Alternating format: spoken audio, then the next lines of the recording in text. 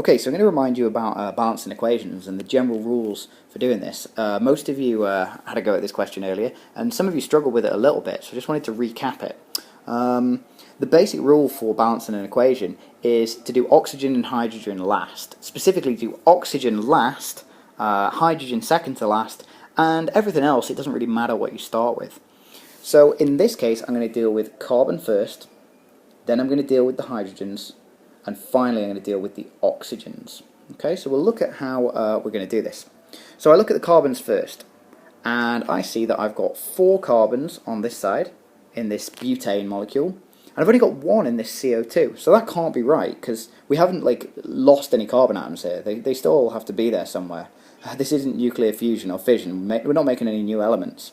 So I have to have 4 carbon dioxides. So I stick a 4 there. That makes sense. I started with 4 carbon atoms, and I ended with 4 carbon atoms.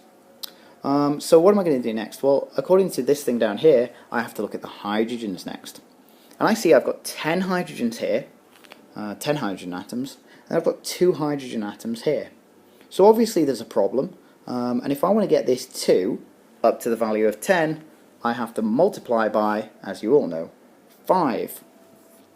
Easy enough. So now where are we? We need to kind of take stock of where we are. Carbons are good, 4 carbons, 4 carbons. Hydrogens are good, 10 hydrogens, 10 hydrogens. The oxygens are not great, because at the moment we've got 2 oxygens here and 5 oxygens here. Because of course remember, this 5 represents 5 H2O molecules, and therefore 10 hydrogens and 5 oxygens. So I need to get this 2 up to a value of 5. But then again, I've actually also got 8 oxygens here. So let me just clarify, I missed those on the CO2 there. Even great chemists like myself make mistakes. So we've got 8 oxygens plus another 5 that gives me a total of 13 oxygens. So somehow I have to have a number of oxygen molecules that gives me 13 total oxygen atoms. So if I times 6.5 by 2, I'll get 13. A little bit of maths there, but 6.5. That's not very nicely drawn, but you get the idea. And that's correct. That, it's technically correct. And as Daniel pointed out earlier in the lesson, for a combustion reaction, especially when we do Hess's law and stuff, that is fine. That is perfect. But what you may remember is that generally in chemistry, we don't like non-integers. And by a non-integer, I mean anything that's got a decimal point, really. So 0.5 or 0.7 or 0.2. We like nice whole numbers, and the easiest way to get around this is by multiplying everything by 2. So I don't know if I can shrink that down. I think I can. So instead what we're going to have is, and I'll pick a new colour again, let's go with a nice sort of purple colour.